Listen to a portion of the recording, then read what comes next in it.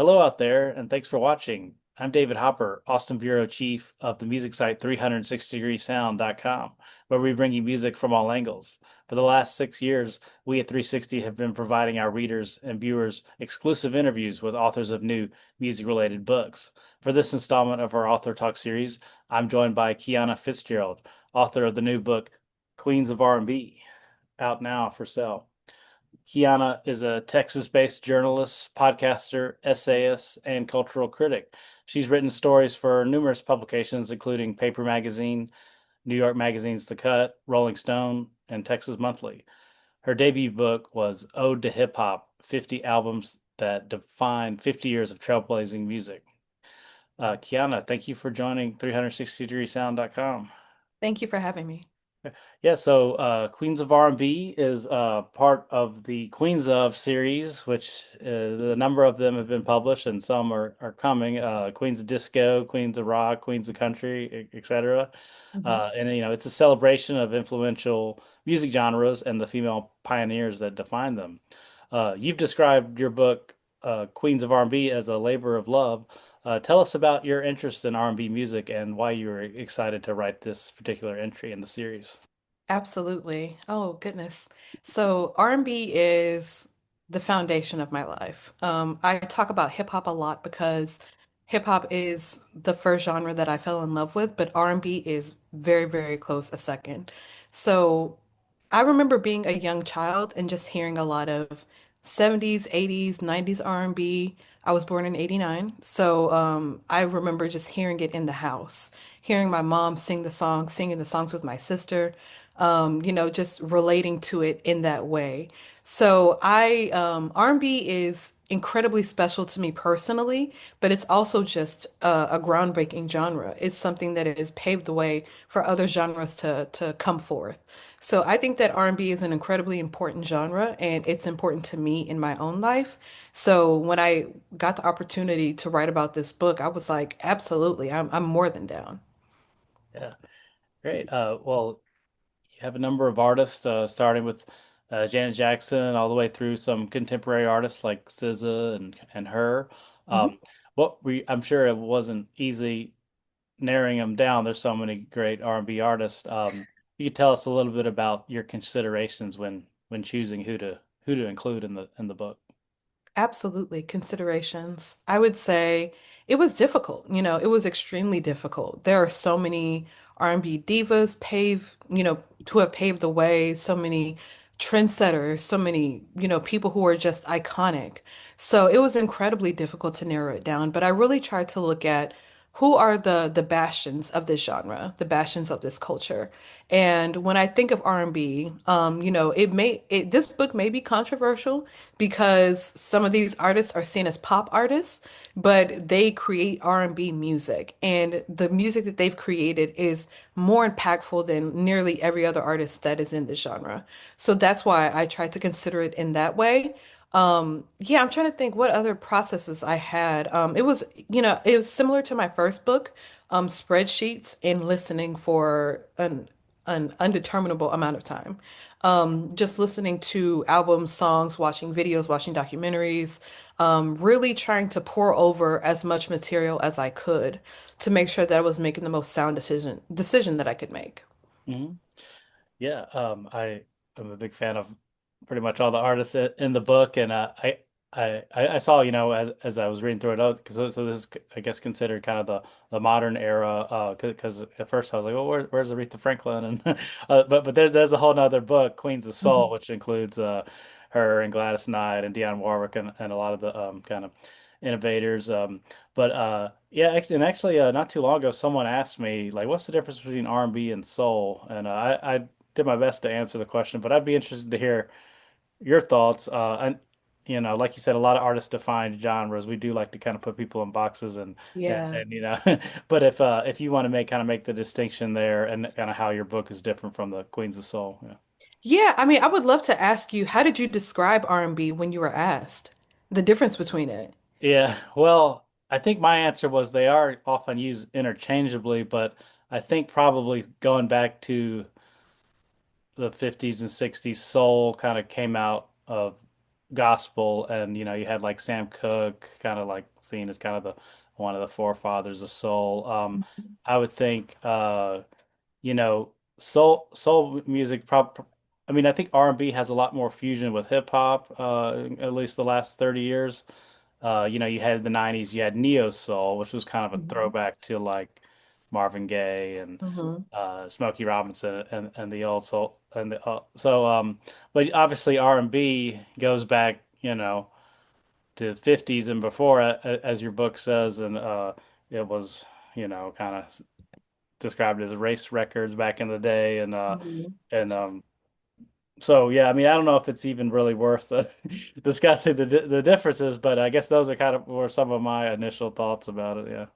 Yeah, I Yeah. mean, I don't disagree. I Yeah. think that I agree that soul is more embedded in the era. It was more about, how can we transform our times and our lives and our people. And R&B, it was not to say that it was inconsequential in terms of the movements of civil rights and things like that, but R&B was more of the entertainment. It was like, how can we bring all of our solutions together as musicians and really liberate ourselves through art. So soul, I think, was more like in the moment, like this is transformative right now. We have to sing about what's going on in this very, very moment, and it's going to lead to change. And R&B was more, like I said, entertainment, more you know, breaking down the elements of all the fusions that were involved in the creation of it. So like you're saying, hip hop was a big part of it, especially in the 80s and 90s, and to this day. But I'm thinking about when it first became integrated. So yeah, I mean, soul for me is. I would say the distinction between my book and the soul book is that the soul book goes way back. It goes to the very beginning of soul music and that black creation, and it makes its way forward. And then R&B kind of starts with, like we said, Janet Jackson. And at that point, we're established in soul. We know what soul is, but now we're getting to learn what R&B is. Hmm. Yeah, that's a great point. Thank you for explaining that. Yeah, as we said, Janet Jackson's the first artist in the book. One of the things you write in the book that jumped out at me is you said without Janet Jackson, there would be no alternative R&B, no contemporary pop and B, uh, and there would be no Britney Spears, Destiny's Child, Beyonce, J Lo, Aaliyah. The list goes on. Mhm. And I was like, wow, I hadn't thought of it that way, but you're absolutely right. I think despite all her hits, I think maybe the influence of Janet Jackson is a bit overlooked and underappreciated, Yeah. in my view. So, if you want to talk some about Janet's influence Mm. and why you chose to start the book with her. Yes. So Janet was born into an incredibly talented musical family. And not to say she didn't have a choice, whether she wanted to be an artist or not, but she kind of didn't. Her father was like, you're going to do this. So Janet is someone that has been around music through osmosis, learning, absorbing, being introduced to new ways of singing. So she is someone that is built to be an influential artist. And when I think about Janet Jackson, I think about, I just think about her standing up for herself and saying, I'm going to take control. I'm going to, dominate my own life. I'm going to say what I want to do and I'm going to do what I want to do. And that independence, I feel, really set the tone for everybody who came after her. And the creations, the innovations, working with Jimmy Jam and Terry Lewis, all of the things that Janet did in her early to mid career were phenomenal. And even after that was phenomenal, but I'm just speaking about the impact, before the Super Bowl. But she's someone that she all the artists that you named have said there would be no me without her. That's why I wrote that. I didn't just pull that out of thin air. So all these artists who were attributing their success and their achievements to Janet, they acknowledge that she is someone who really took the time to figure out who she was. And I think that's incredibly important as an artist. I think that most artists contemporarily are just being flung to the wolves and not given an opportunity to really learn about themselves. And I believe that Janet is somebody that learned who she wanted to be early on, and she carried that through, and that impacted the people who came after her. Hmm. Absolutely. Many of the artists in the book had some of their biggest hits in the 90s, including Janet, but also Hmm. Whitney Houston, Mariah Carey, Mary J. Blige. The 90s is seen as a golden era for R&B, with, many people specify, I love 90s R&B, Yeah. What made that decade so special? Oh my goodness. So 90s R&B. It's so funny that you framed it in the way that you did because you're absolutely right. 90s R&B specifically is always looked at as the pinnacle of music for a lot of people. And I think what made that era so special is there was a fluid relationship between hip hop and R&B. I think that there was just like a thrilling, crossover that was happening at that time. And hip hop contemporarily is one of the most popular genres, if not the most popular genre that is listened to, or at least it was in 2017. So when I think of R&B, when I think of 90s R&B, I think of just innovation. I think of transformation. I think of, being in a position to take it forward. And the artists, in the book, from Aaliyah to Mary J. Blige, these artists are people who leaned into the hip hop and R&B connection. They really embraced the sound and they embraced the direction. But even the people who weren't, thinking about hip hop and R&B in that way, the people who were just solely relying on R&B, like Whitney Houston, that is I think just the vocals. I think we're missing the vocals. Back in the 90s, there were power ballads left and right. People were belting to the rafters. It was just a different time when it came to vocal affect. And I think that today we don't have that as much, which is why I think people want to look back to 90s R&B as much as we do. Hmm. Yeah, well, that's a great point.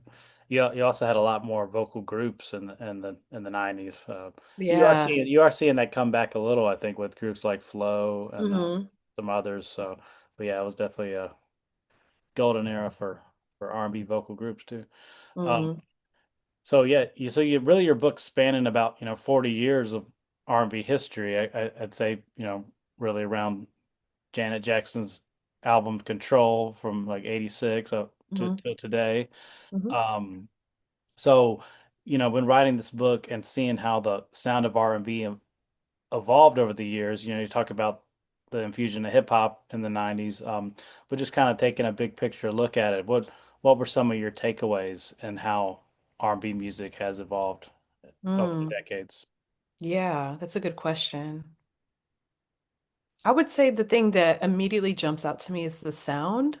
I'm thinking about Janet in the 80s and the industrial sound, the metallic, kind of clamoring sound.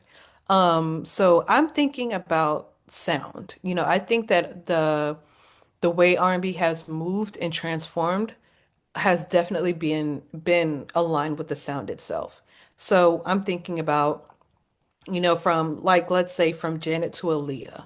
Aaliyah was working with futuristic sound. She was working with like warbling and blips and all these different electronic sounds. And I'm thinking about Destiny's Child. They were experimenting with that kind of sound as well. So I'm thinking about how the sound transformed. And with that sound transformation comes topical transformation because we're not going to talk about this. I mean, sometimes we're talking about the same thing because I think the themes of control and the themes of the writings of the wall are very similar. But I do believe that there is a connectivity between the sound and the message. So, yeah, I think that's the main thing. I think it's all about, you know, who's producing because we had like Babyface and artists like that producing in the 90s and 80s, and now we have who do we have? Maybe that's a part of the problem. They're not as immediate to come to mind. But yeah, we still have artists who are creating, obviously. But I think that the real separation between the beginning of the book and the end of the book is the quality, not the quality, but the sound and the relationship between the sound and the topic. Hmm. No, it's really interesting, and it's also seeing how the artists in the book influence others. And what Mhm. one of the things that jumped out at me when reading about Destiny's Child was how they kind of innovated that kind of staccato singing style. Like you hear them like Yeah. say my name and stuff, and Mhm. you have these trends. I mean, you see it with all types of music, and I think a lot of it probably is the labels and the producers wanting to replicate things and sell records. Um, but yeah, that's it's really fascinating, kind of hearing that change, and even someone like Janet Jackson, who's been around through that whole time, has evolved. Her sound and style as well. So Yeah. it's interesting to hear the artists, Beyonce being another one. Hmm. You know, uh, not just follow trends, but set trends, and um, so it's interesting. Yeah. But yeah, the book's full of interesting tidbits. Another thing I learned about Destiny's Child is when I didn't know the story about the song Survivor, one of their big hits, that was inspired by a DJ who had like made a crack about them being like the show Survivor, where members are Yeah. getting fired and leaving, and like who will remain on the island. So Yeah. that was kind of turned into a song. But yeah, my question would be, what was like a tidbit or anecdote in the book that you found particularly interesting?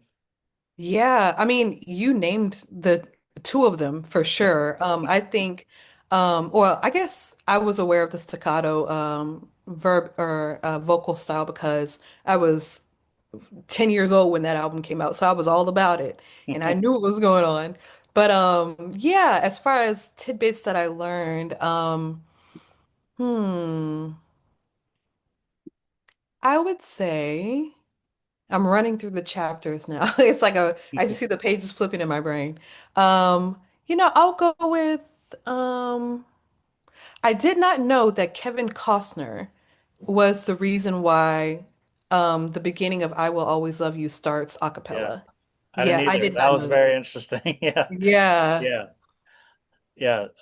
Yeah. Let's talk a little bit about Whitney Houston. Obviously, one of the most successful female artists ever, beloved, amazing voice. I remember reading, it was, what was it, Khalifa Sine? Forget the pronunciation of his name. Yeah, New Mhm. Yorker writer. He wrote an interesting book called Major Labels, and I got to talk to him. And Mhm. in the R&B chapter in his book, he talked about Whitney Houston and how some R&B fans didn't fully embrace her, like she wasn't authentic enough, wasn't R&B enough. So that brings me to a question of that it's kind of a similar thing with country. There's like this authenticity test, like are you real country? Are you real Yeah. R&B? And you opened up saying there's the whole like, oh, that's not R&B, that's pop, but you know um like I was saying, I think people do get a little protective and want to put people in boxes, and there's kind of like this gatekeeping and stuff. So Mhm. yeah, if you want to talk about making the case for why Whitney Houston was an R&B artist, and um the yeah, just kind of that whole controversy there, if it was even that much of a controversy. Yeah. I Yeah. mean, so Whitney was someone that you know, she, it's such a complicated case, but she essentially, when she started working with Clive Davis, he was a master pop, orchestrator. So he was someone that wanted to make her accessible to white people and accessible to black people, mostly white people because they're the money spenders. So, it was from the beginning, she was introduced as this palatable, malleable artist. And for the black community, they felt like that wasn't enough. They felt like she had to come home and be down. Like they felt like she had to be demonstrably, black. And so for the beginning of her career, she was just kind of seen as this sellout crossover act. And it wasn't until she got to what was it? Um, you're my I'm your baby tonight. When she got to that, that's when she was like, I'm not going to listen to what you have to say, Clive Davis. I'm going to do what I want to do. And at that point, she started to kind of take a more urban turn. And from there, she became beloved in the Black community. She was, seen as an R&B artist and not just a pop artist. So from that moment, Whitney was really like an R&B girly, to be specific. Like she loved R&B. So that's why I wanted to include her because just because you start out in a certain genre or just because you don't want to be in a box of a genre doesn't mean that you're not an amazing artist at making that genre. Mhm. And I want to respect and revere Whitney for the work that she produced, even though, some people might see this book and say she doesn't belong here. Hmm. Yeah. And speaking on the topic of genre, I'm also really interested in the kind of notion of like a genreless artist. And you're seeing a lot of like, for instance, hip hop coming together with country and Hmm. artists. I know people talk about like Post Malone, like he's a little hard to classify. He'll do Yeah. different styles, and you see this with Beyonce and whole range of artists. And obviously, with streaming era, it's not things aren't as fragmented in terms of like radio formats and programming. Record sales aren't what they were, so it's not. I think maybe like the dividing isn't as you know big a thing. So yeah, I would be just interested to hear your thoughts on that. Do you feel like genre is less important now, or what are your thoughts here? Yeah. So, in terms of this book, I will say that, for example, SZA, she's very averse to boxes. She does not want to be put in the R&B box specifically. And I'm sure if she saw that she was in this book, she'd be like, "Oh, why?" But if she reads the chapter, I think she would understand. So, yeah, I think that genres are helpful because they can help us classify things, especially those of us who work in spaces that need to kind of put things in rows and numbers and things like that. But I don't think it necessarily has to be the end all be all. I'm okay with artists saying I don't have a genre, I am genreless, I'm genre averse. I'm fine with that. But I still need to categorize you in my brain, like Yeah. just to help me out. Yeah. So, I don't have to thrust that on the artist, but I do have to do it for myself. Mhm. And, maybe that means we have sub genres, like maybe that means that we come up with entirely new things.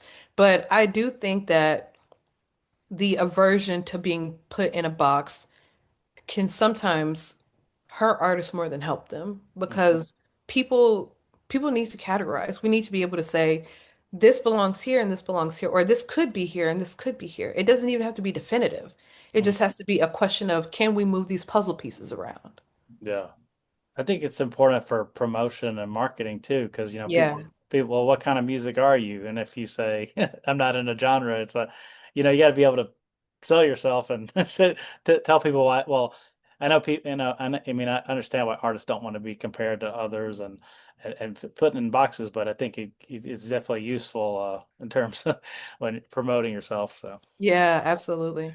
um, yeah, we touched on this some earlier, but much like what people say about rock music, there are people that say R&B is dead or dying. Mm, Uh, it's not what it used to be. You talk about people going back to 90s R&B because it's more emphasis on the vocals and mm, ballads and so forth.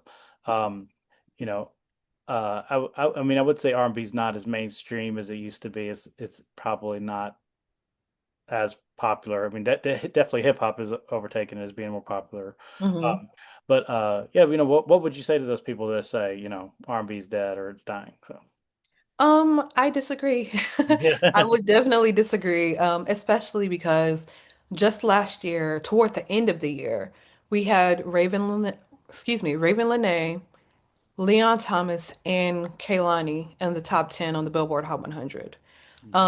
It's been a long time since R&B has made it in the top 10. So I think that says a lot about where we are in terms of consumption. I think that R&B has had, a ticking down, but I don't think it's dead. I think every genre has a roller coaster of expectations. Mhm. So Yeah, I think people who think it's dead maybe try to listen to more artists. Mm, That's the biggest recommendation I can give because just because the artists that are in your purview are not creating what you want or not creating at all doesn't mean that it's not out there. So definitely explore, experiment, you know, tap people on the shoulder and ask them what they're listening to, anything you got to do to get a taste of what's out there because it's there. There are so many artists who are creating today and there are magazines that are cropping up like Yams magazine, which is a independently owned magazine. There are playlists that are always being built. So yeah, I would say find what you can get, but don't just say that it's dead because it's not. hmm Yeah, absolutely. I think a lot of people kind of get stuck in the music they listened to when they were growing up or they were in high school, and that's what they like, so they stick to it, and they don't really give a chance to any new music. But not that there's anything wrong with that. Listen to what Yeah. you like. But I think if you like R&B, there's definitely plenty of contemporary artists making great music. Well, one is her, the last entry in your book. You know, I guess for those people that like R&B but maybe haven't heard her, what would you say about her?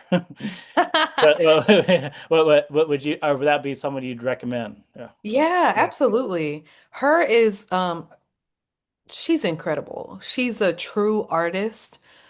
She I remember in my research for writing this book, just watching old clips of her on like the Today Show, playing piano, playing Alicia Keys, and she's like 8, 9, 10 years old.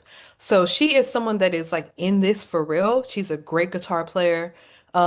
She's if you want to get into real R&B, I would start with her. Mhm. Her literally. Yeah. Yeah, she's phenomenal at songwriting and crafting arrangements and she's just in it for the real deal. She is the real deal. And I'm looking forward to like seeing how she develops over the years because I think she could be like a Janet Jackson or a Whitney Houston in terms of impact, in terms of globalization. I think that she has that opportunity. It's just a matter of, all the ducks lining up in a row. But yeah, I think she's phenomenal and I'm a big fan of hers. hmm Yeah. I'd also like to point out to uh, the people that this book is highly accessible in terms of like the organization. It's really well organized and there's great photos. And also, I really like how you list the albums and the hit songs, and each at the end of each chapter, you'll you'll highlight a song like Aaliyah Try Again. That I Hmm. believe it was number one Hot 100 hit. I love that song. Yeah. And you give the kind of backstory and people who have covered it and so forth. So yeah, if you want to just talk some about what you like about the organization of the book and what people will like about it. So Yeah, absolutely. So my first book was illustrated. So this is my first time working with real pictures and, things like that. So it's really exciting to have those in the book. So I love the images. I did help select those. And yeah, the organization of the book, I think it's chronological, obviously, but it does flow, excuse me. It's chronological, but it flows very nicely in terms of you know, moving from one era to the next era to the next era, or moving from one artist's peak to their next peak. So when you finish the chapter and then you get to like, the asides about, this is how this song was made, or these are their hits and these are their albums. That was built in to the book in terms of the series, but I really do like the way that it's presented because it's very logical, very straightforward. It helps you even at the end if you read like how a song was made and who's covered it and things like that. If you missed that, if you were just skipping through the book, you could see that and be informed about at least one song. So yeah, I think it's great. I love it. yeah, no, and it's one you can read cover to cover, but also to jump around. Yeah. very like I said, accessible and how it's organized. So Yeah, yeah. absolutely. Well, great. Thank you so much, Kiana. It's out now, Queens of R&B. If you want to just close with like kind of your pitch for the book for people to pick it up and kind of what you hope readers take away from it. Yeah. So please pick up this book if you so choose. I know it's a rough time, so if you can't, that's okay. You can get it from the library or something like that. But yeah, this book is like we said at the beginning, it's a labor of love. It's my second baby. I am obsessed with it. I can't wait to have it in my own hands. I'm, very excited to have been tapped to write about a genre that I love so much. I poured a lot of my own personal, feelings into it. It's not a personal book, but it's written very, very, very specifically because I do care a lot about this genre. So if you can pick it up, that would be great. And I hope that you take away the love that I have for this genre and the love that you have for this genre. It's R&B is unmatched when it comes to evocativeness, effectiveness, just making you feel something. And I think this book will make you feel something. Yeah, absolutely. Thanks again, Kiana. It's available now, Queens of R&B. Make sure you pick up a copy and stay tuned to 360degreesound.com where we bring you music from all angles. All right, thanks again, Kiana. Thank you. Bye. Take care.